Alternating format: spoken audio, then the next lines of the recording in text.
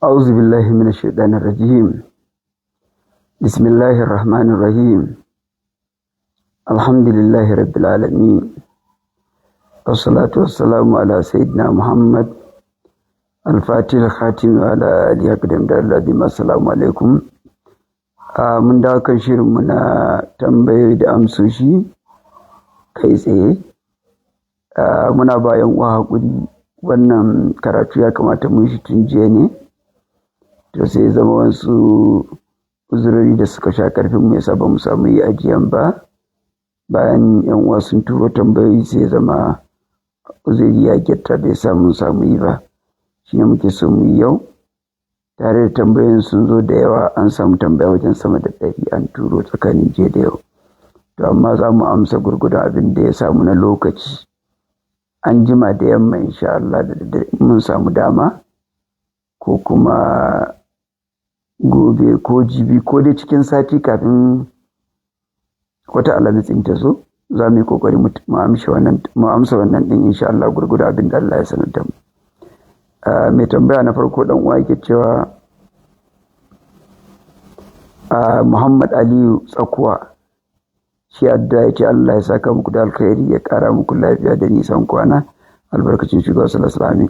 Sai Aqilu Ibrahim mai Inyas ya ce assalamu alaikum wa rahmatullahi ta'ala barakatuh.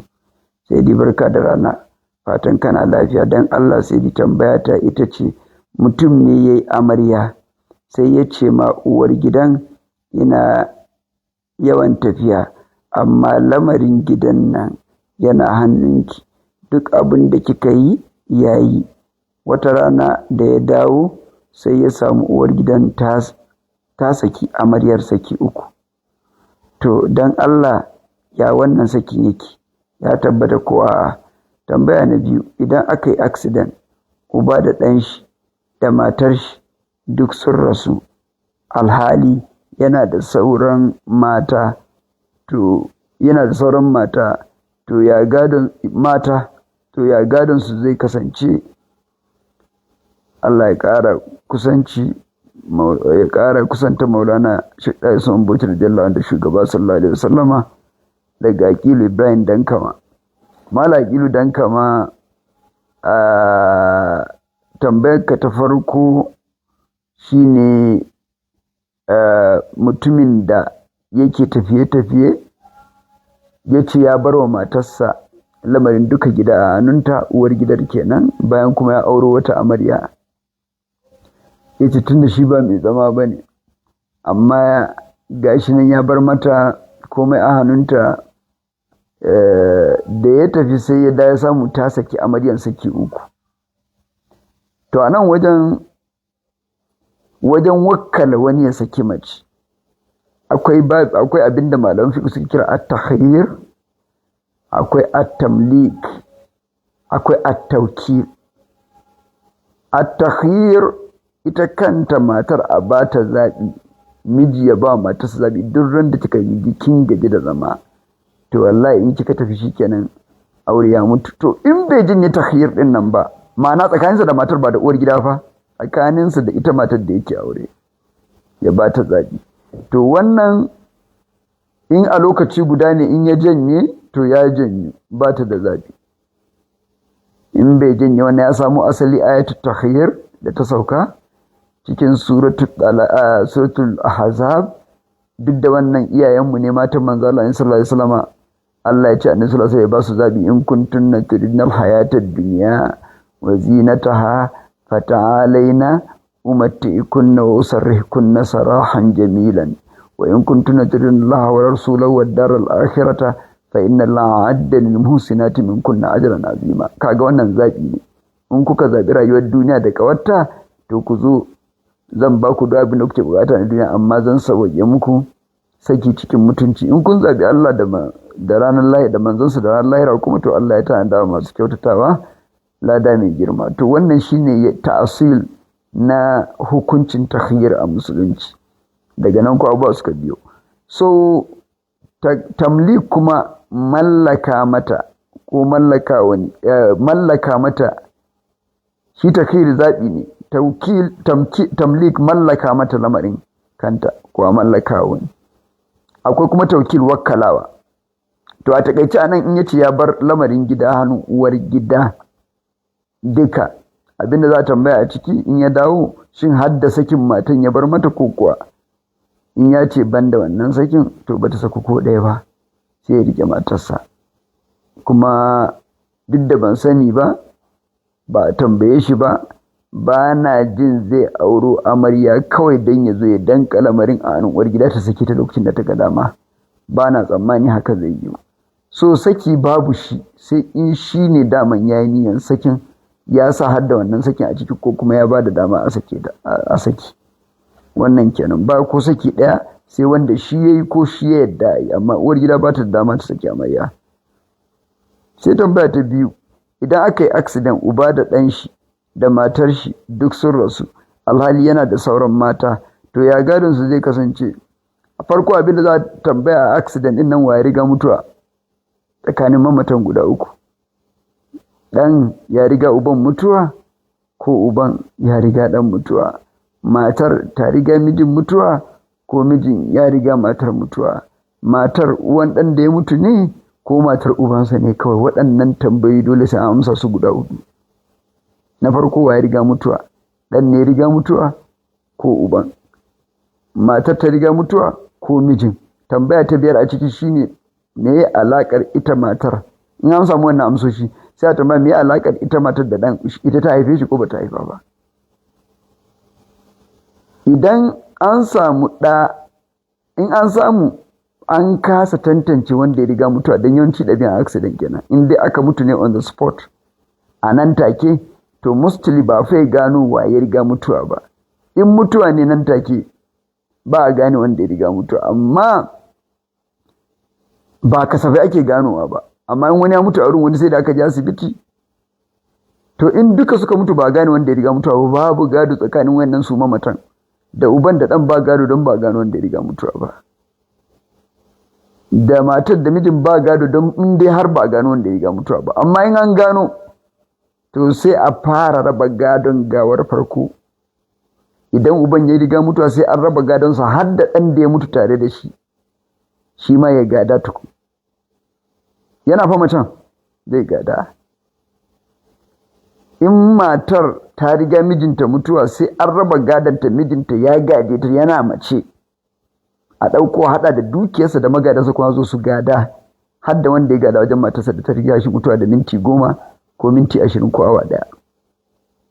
Haka in ɗan ne ya riga mutuwa sai an raba, uban ya gaji ɗan yana macen fa, sai an ɗiba masa nasa rabon, a haɗo da nasa dukiya a sake raba tasan da wanda ya gada wajen ɗansa da ya riga shi mutuwa da awa 1 ko minti 10 ko awa 2 ko whatever, sannan sai a zo a sake rabawa. Idan ko ba gano wanda riga mutuwa ba, shi kenan. To idan suka mutu, ka ce yana da wasu mata a gida, wasu matan nan abin tambaya a nan, shi marigayin ya bar wasu yaya banda wannan ɗan da ya mutu? In bai bar wasu yaya ba, to sauran matan za a kasa dukiyar ne gida 4, su ɗauki kashi 1 su raba. Idan kuma ya bar yaya, za a raba dukiyar ne gida 8, sai su ɗauki kashi 1/8. To wannan shi ne abin da yake akwai. Sai ina jin tambayanka ta biyu, ina ganin tambayan dama guda biyu ne ko? Sai addu'a da kai Allah ya ƙara wa shi kusanci, amin. Sai Awwal Mansur Amja yace salamu alaikum akramakallah, Allah ya saka muku da mafificin alkhairi. Tambayoyina na wannan satin su ne kamar haka: idan mutum ya sami sallah raka'a 2 a sallah mai raka'a 4 da ake karatun biyun farko a bayyane kamar sallar isha'i, wajen cikawa mutum zai yi karatunsa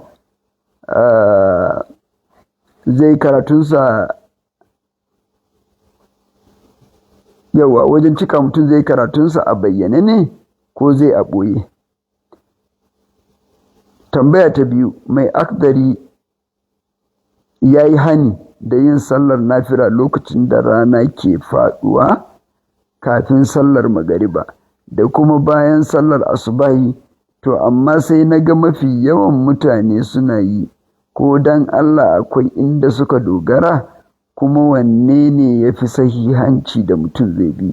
Na uku, dan Allah Maulana a yi kira ga iyaye 'yan uwa ahalullahi kan kai yaransu makarantun da suke koyar da munanan aƙidu waɗanda suka saba da tarbiyyarmu da aƙidarmu, domin hakan yana jawo wa yaran su taso su fara yaƙar iyayen, domin abin da aka yi tarbiyyarsu a kai kenan. Allah ya ƙara riko da hannayenku, amin. Ya jaddada wa shehi rahama, mun gode. To dan uwa Malam Awwal Mansur Amja, a tambayanka na farko, idan mutum ya sami sallah raka'a biyu a sallah mai raka'a hudu kamar isha'i, karatu a bayyane, farko abin da zai yi, akwai hanyoyi guda, na sha faɗin su zan nanata ne, akwai hanyoyi guda, akwai fiskoki. Na farko guda uku ne, akwai abin da ake kira alqada, akwai albina, akwai albina fil af'al wal qada'u fil aqwal, wanda shine mashhurin ra'ayin malikiya, shine ukun nan. Ma'ana idan mutum, ko kuma in sauwaƙe ma, gare in zaɓa ma guda ɗaya, shine mashhurin ra'ayin malikiya. In yaso sai na ma bayanin sauran. Mashhurin ra'ayin malikiya shine idan ka tashi ramawa, kai na kama mai sauƙi ne, raka'a biyu ka rasa na farko, ka tashi za ka rama ko, sai ka tashi ka mai da raka'anka guda biyu da karatu a bayyane, ka fita daga shubha, ka fita daga khilafa. Saboda me? Saboda an ɗauka cewa tun da baka halarci karatun liman na raka'a biyu ba, kai ba kai a ciki, dole kai naka karatun a bayyane. Har yanzu da Fatiha da sura, ka kuma mai da rako'in da baka samu ba guda biyu na liman wayanda ka rasa, ma'ana guda biyun da ka samu na ƙarshe na liman, kai ma su ne naka na ƙarshe. Shi ya sa ma karatu a ɓoye ka bi liman, tunda biyayya kake wa liman. Yanzu kuma za ka mai da abin da ka rasa liman bai nan, da haka sai ka tashi ka raka biyu karatu a bayyane. A inda ma khilafat take bayyana shine sallah mai raka uku kamar magariba. Idan ka samu raka ɗaya a magariba, saura biyu raka'an ƙarshe, to a mashhurin malikiya zaka tashi kai karatu a bayyane raka farko. In ka kare ta, sai ka zauna kai tahiyya. Idan kai tahiyya, sai ka miƙe ka sake karatu a bayyane har yanzu Fatiha da sura, sai ka zauna sai ka sallame. Wannan shine mashhurin ra'ayin malikiya. Akwai ra'ayi guda biyu da basu kai wannan din ba, shine albina'u fil af'al wal qada'u. Akwai ra'ayi guda biyu, shine albina da alqada. Me albina? Ka gina sallar akan yadda ka same ta, ma'ana raka'an liman ta ƙarshe ita ce raka'o'in liman na ƙarshe, kai su ne naka na farko. Shine gaskiyar magana, don su da su ka fara sallah, shine nasa na ƙarshe, amma kai su ne na farko, don su ka riskar. Sai zama me zaka ginawa, sai ka gina raka'o'in da baka samu ba kenan akai, shine bina'i. Qada'i kuma raka'an liman na ƙarshe, kai ma su ne naka na ƙarshe, ba wani abu, tunda ai liman kake bi, kuma raka'an su na ƙarshe kenan, tunda ka ta iktida bil imami, dole ka bi shi har da niyya. Raka'o'in sa na ƙarshe su ne naka na ƙarshe. In ka tashi sai ka yi qada'i, ma'ana karama, kai ramkon abin da ka rasa da karatun da tsayuwan da komai. To wanda na faɗa na ƙarshe ɗin na magariba, wanda saɓani ya fito a fili, shine mashhurin ra'ayin malikiya. Duk wanda kai daidai ne, saboda hadisin manzo Allah sallallahu alaihi wasallam, idza ataytum ila salati fa alaikum bis sakina, yace fama addaktum fasallu wa ma fatakum fa atimmu. Idan kun zo zuwa sallah ku nitsu, kar ku rika zuwa a guje, in ji maki alaihi salatu wasallam. Abinda kuka riska ku sallata, wanda kuka rasa ya wuce ku ciko. To fa atimmu din nan, cikowan ramako ne ko gini? A nan ne malamai suka bambanta, shi ya kawo bambancin. Ina fata an gane da kyau. guda uku ne duk wanda ka zaɓa ya, amma dai wanda ya fi sauƙi shi ne wanda da ya fi shahara malikiya, amma naka isha'i bai da matsala, ka tashi ko ka rama raka abi da karatu a bayyane shi kenan ya fi ma sauƙi, tunda dama isha'i ka tambaya. Sai tambaya ta biyu, kace mai agdari ya hana yin sallar nafila lokacin da rana ke faduwa kafin sallar magariba da kuma bayan sallar asuba. Wannan ba mai alari hadisin annabi sallallahu alaihi wasallam ya dauko ya karanta maka aikace a cikin fiqh. Annabi sallallahu alaihi wasallam yana cewa la salata ba'da salatil subhi illa ba'da tulu'i shamsi wa la salata ba'da salatil maghribi ba'da salatil asr illa ba'da ghurubi shams. Babu nafila a bayan sallar asuba sai rana ta fito, babu sallah a bayan sallar la'asar sai rana ta faɗi. Wannan haka hukuncin yake, ba a yi. So wanda kaga daga yin asuba ya tashi yayi nafila, to ta yi raka'atayn fajr ne bai yi ba, sai yi lokaci ya ƙure ya ga zai rasa jami'i, sai ya bi jami'i da ita sai raka'atayn fajr. Wannan malamai sun yadda a yi mai da wannan take a yi shi. Amma bayan nan ba da wata nafila bayan sallan asuba ba, shi ma masu hanawa sun fi yawa. Kai akwai malamai ma da suka tafi irin su Imamun Nawawi kan cewa ko da a sallan ko kiran sallah aka yi na asuba duk nafila ma ta haramta sai ta farilla, saboda wasu hadisai da aka rawaito da suka hana wannan, barantana ko bayan sallan asuba. Da haka ba a yi sai rana ta fito gurgudun tsawon mashi, sannan sai a tashi a yi nafilfili. Nan kam hatta nafilan dare da baka yi jiya da dare ba kana iya rama shi lokacin hantsi. Misali jiya baka samu kai kiyamul laili ba saboda bacci ko wani abu, manzo Allah sallallahu alaihi wasallam yana cewa man nama an hizbihi aw an wirdihi, duk wanda ya bacci ya bar wani hizbinsa ko wuridinsa, wana ko sallansa na dare ko wani wuridinsa ko wani karatu da ya saba yi, to yana na dare yana iya mai da shi daga safe har zuwa lokacin sallar azhar. Washe gari kenan kana daman ka mai da kiyamul lailin ka, kai dai ba za ka yi karatu a bayyane ba tunda da rana ne, amma za ka mai da kiyamul lailin ka, aka yi sallolin ka mai da nafilfilin ka. To shine wannan kenan.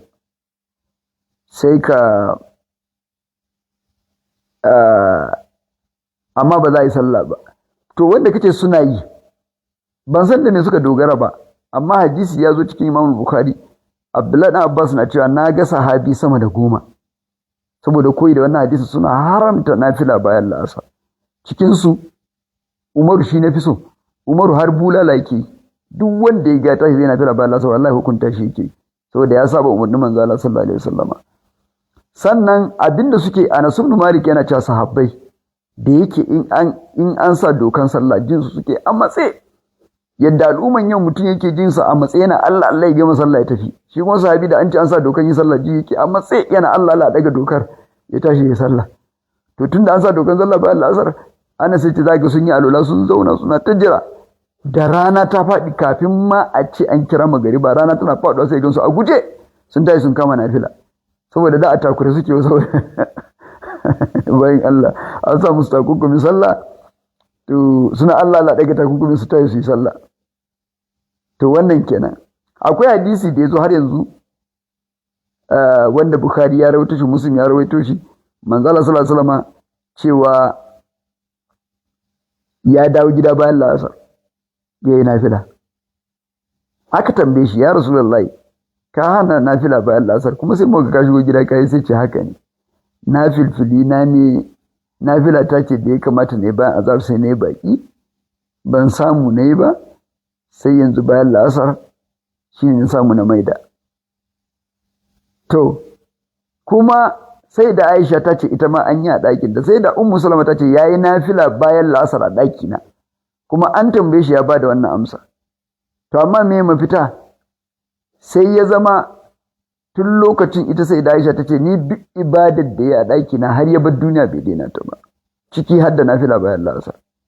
To sai ya zama wannan ɗin al-Imam al-Hafiz Ahmad ibn Hajar al-Asqalani rahimahullahu ta'ala wajen sharhin hadisin a Bukhari abin da ya faɗa na ƙarshe yace dole a sallama wannan khususiyar manzon Allah ne sallallahu alaihi wasallama hani na nan yana nan shi kuma dan yayi nafila a cikin gida bayan la'asar wannan khususiyar sa ce amma ba a daga wancan hani ba wallahu ta'ala alam da ka kaucewan shine daidai tun da hani na nan sai dai a Makka hadisi ya ware Makka manzo Allah sallallahu alaihi wasallam yana cewa mutanen Makka kar ku hana mutane nafila bayan la'asar a haramin Makka kai ba bayan la'asar bai ce kowane lokaci ma ko rana za ta fito ne kar hana mutane nafila a masallacin harami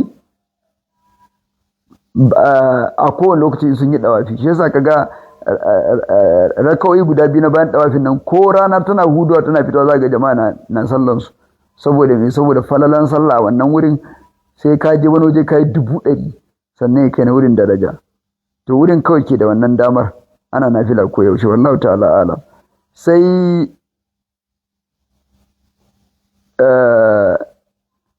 sai tambayar ka ta uku ko kace ayi kira ga iyaye da su kiyaye kai 'ya'yansu makaranti masu munana aƙidu wannan haka ne kana baba kana musulmi kana sallah wataƙila kana ɗariƙan tijjaniya irina ko kana ƙadiriya irin ɗan uwana ba ƙadiri ko kana shazaliya ko kana wata ɗariƙa ta sufaye sai ka ɗau yaranka kai su makarantar da suke kafirta sufaye suke cewa dukkan su kafirai ne arna to kaga idan ɗan ya girma ya dube kai ce maka arne kai ka siya da kuɗinka kai ka kai shi inda ake kafirta masu zikirin Allah masu musulmai masu karatun Qur'ani yace musu kafirai to kaga baka yi wa ɗan adalci ba kuma bittali baka bi umarnin Allah da yake ku anfusakum wa ahlikum naran wa quduha an-nas wal hijara ba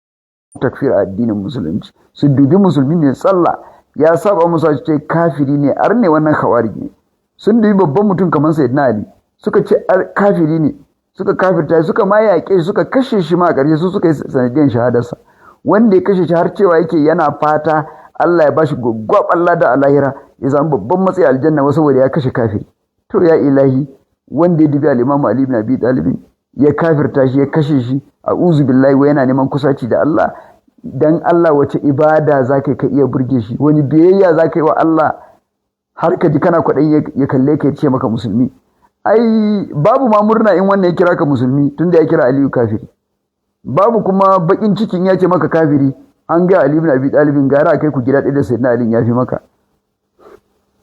to wannan kenan sai Alfa Raja Muhammad ya ce assalamu alaikum wa rahmatullahi ta'ala barakatuhu ya ce tambayoyina su ne yaya hukuncin sallan da aka yi ikama kuma aka yi magana kafin takbiratul ihram na biyu don Allah maulana ina neman ƙarin bayani akan shan rubutu da rataye laya akwai wasu bayin Allah waina suke mafalki da Allah ina neman ƙarin bayani don Allah maulana ya hukuncin bawa idan ya kashe bawa kuma in bawa ya kashe wanda ba bawa ba ne ya hukuncin maulana Allah ya gafarta mashi ya sanya mana albarkacin su amin tambaya ta farko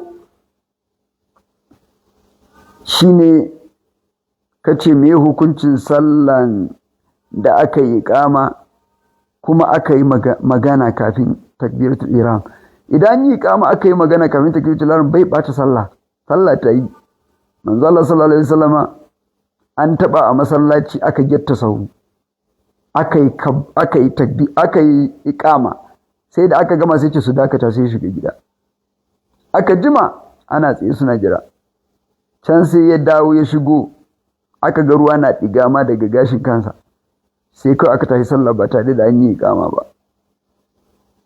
Iƙamar da ta yi, da haka iƙama dan an yi magana bayan iƙama baya ɓata sallah. Dan an daɗe aka samu jikiri kaɗan bai ɓatawa, bai canza hukunci, wannan ba wani abu bane. Sai ka ce kuma kana neman ƙarin bayani akan shan rubutu da laya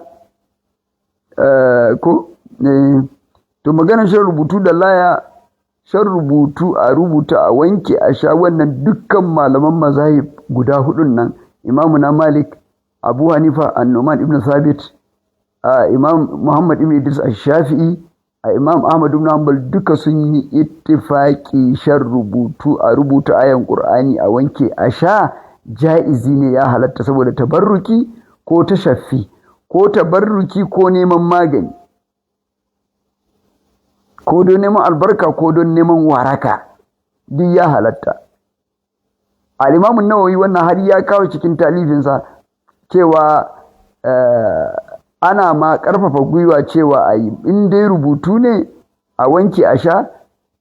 A baya-bayan nan, bayan wayannan malaman mazhaba guda hudu, akwai Ahmad ibn Taymiyyah al-Harrani, Shaykhul Islam Ahmad ibn Taymiyyah al-Harrani, shi ma ya ba da fatawa ana rubutu a sha. Almajirinsa Ibn Qayyim al-Jawziyya shi ma ya jawwaza cewa ana rubutu a sha, ba laifi bane a musulunci, ba malamin da ya ja da wannan. Duk inda kaji ana suka rubutu a sha, ba tsohon karatun musulunci bane, sabo ne wanda kwanan da aka shigo da shi musulunci, bakon karatu ne. Babu inda aka haramta ka rubuta alkur'ani ka wanke ka sha. Duk malamai sun yadda ana yi, wanda kaji duk ya soka, to wannan sai dai ya zama kwanan nan ne ra'ayin ya shigo musulunci, ra'ayi ne dakhil a musulunci, ba wannan ba. Ibn Abbasin an rawaito a wurinsa ana yi. Sannan laya, shi laya nan ma duka al-mazahibul arba din nan duka sun yadda ana rubuta alkur'ani a ninke, matuka abin da aka rubuta rubutu mai kyau ne, yana karantuwa, a ninke a takarda, a jeme ta, ma'ana a rufe ta kai, a rufe da jememmiyar fata, laya kenan, ko a rufe da wani abu ko yadi a masa laya saboda gudun kar ya je ya taba abin da bai kamata ba. Shi yasa ake rufewa da fata ko da yadi. Amma abin da suka ce malaman duka baki ya zo ɗaya, cewa ya haramta mutum ya shiga da shi wurin da yake da najasa, ya haramta ya shiga da laya banɗaki, ya haramta ya kai shi inda zai wulaƙanta. Wannan dole ya kiyaye, wannan dokokin sharuɗa ne na halaccin laya.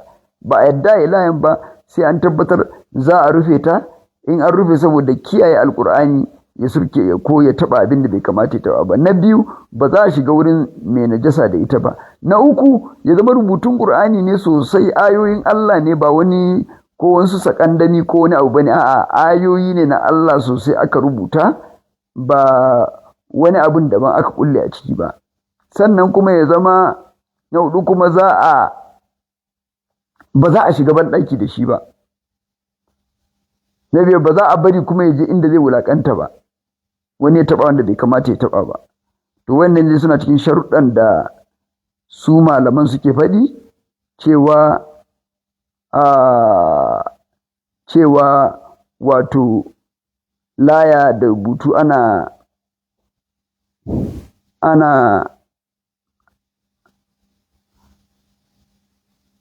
cewa ana yi. Ya zo cikin hadisi Imam Tirmidhi, Abdullahi dan Umar, manzo Allah sallallahu alaihi wasallam idan ya bada addu'o'i, irin addu'o'in nan su kamar bismillah kai al-asma, bismillah la durma su ce Allah subhanahu alim, wanda ya raba sai kanta ba yakan rubuta musu a takarda ya nade a kulle a daura wa yaro don ya zama masa kariya.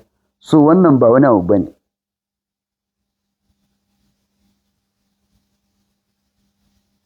Amma kuma sun daɗa nanata ba, dole mai rataye laya ya itikadi Allah ke ba shi kariya ba layar ba, iyaka layan kawai wato bai wuce sababi ba, tabarruki aka yi da ita, amma mai bada kariya Allah ne, wannan ma dole a kiyaye. Yawa sai tambayan ka ta hudu ko cewa sannan kace mene kace wai naji wani malami yana wa'azi wai akwai wasu bayin Allah wayanda suke mafarki da Allah. Gaskiya akwai malaman da aka rawaito sun yi mafarki da Allah, kaman yana daga cikin fitacce a cikin su shine Ahmad ibn Hanbal, yana cewa ra'aytu rabbal izzati fil manam fa qultu ya rabbi bima yataqarrabu al mutaqarribu ilayka qala bi qira'ati kitabi ya Ahmad qala bi fahmin aw biduni fahmin qala bi fahmin wa biduni fahm. Ahmad ibn Hanbal ce naga ubangijin girma rabbul izzati a bacci, nace masa ya ubangiji da me neman kusaci da kai zai samu kusaci, yace da yawan biya littafi na alqur'ani. Yace ya ubangiji shin in yana gane fassara ko bai gane, ce ko yana fahimta ko baya fahimta zai fi samun kusaci da ni. To akan samu wannan, amma ba a tambayan kaifiya, ba a tambayan yaya. Amma wannan mafarki lallai yana yiwuwa, iyaka mafarki da Allah wato an ajiye shi a matsayin tajalliyatu na Allah da zai wa bawa a lokacin da ya ga dama, kuma ya zama abinda bawan ya kawo ya faɗa ya yi muwafaƙa da abin da yake cikin littafin Allah da sunan Annabi sallallahu alaihi wasallama, ya zama bai sawa kamar irin na Ahmadu Nabal da yace bi mai taqarrabul mutaqarrib ilayka ya rabbi, yace bi qira'ati kitabi ala bi fahmin aw biduni fahm qala bi fahmin wa biduni fahm. To kaga wannan yi ba abin da zai kusatar da ba zuwa ga Allah kamar alqur'ani, wallahu a'lam.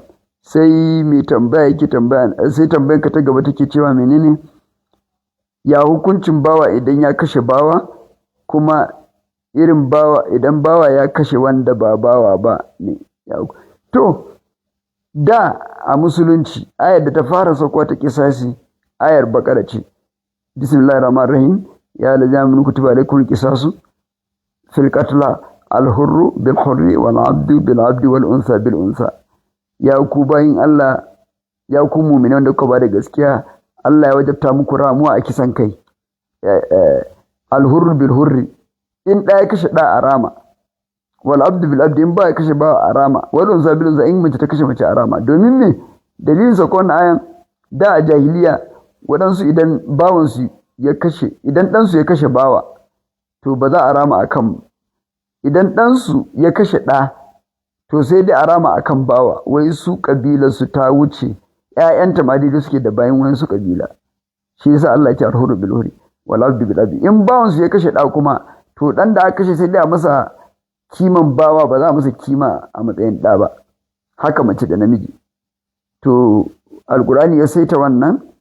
Bayan nan sai aya cikin suratul an'am ta zo ta tabbatar da wakatamna alayhim fiha annan nafsa bin nafsi wal ayna bil ayni wal anfa bil anfi wal udhna bil udhni was sinna wal juruha qisas. To sai tunda ma'ida ta zo, duk ta zo da sigar labari, amma an fahimci cewa yayi nuska mahukuncin Bakara ya takaita shi saboda ya zo da hukuncin da ya fi tabbas cewa duk rai in ya kashe rai a rama, sai dai ko in sharuɗan yafiya ko kuma an karɓi diya, matukan da ganganci ne, in ko an wato ko yafiya ko an karɓi diya. Amma in ba waɗannan aka bi ba, in dai mai auliya uddami suka ce sai an rama to sai an rama. Haka ba in ya kashe bawa shi ma ramawa za a yi, barantana kuma in ba ya kashe ɗa, kai ka san dole ma a rama. To wannan kenan. Sai tambaya na gaba, ina ganin sai wannan malam Muhammad Sani Isa shi addu'a yayi, yace Allah ƙara cikin makaranta amin. Sai Kasim Abdullahi shi ma addu'a yayi, yace Allah ya ƙara maka sani Maulana amin. Sai wannan shi ma Ibrahim Umar addu'a yayi, Siddiq Alhaji Dewa shi ma addu'a yayi, Liman Yola shi ma addu'a yace Allah samu dace amin. Har yanzu ya tambaya shi zai maulidin Shehu Tijjani. To akwai maulidin Shehu Tijjani wanda muke a Bauchi ranar 13 ga wata, wanda Maulana shi ya kafa mana insha Allah, kamar yadda aka ajiye shi ranar 13 ga watan Safar, ranar aiwon Shehu Tijjani, za mu zauna mu karanta insha Allah yadda aka saba.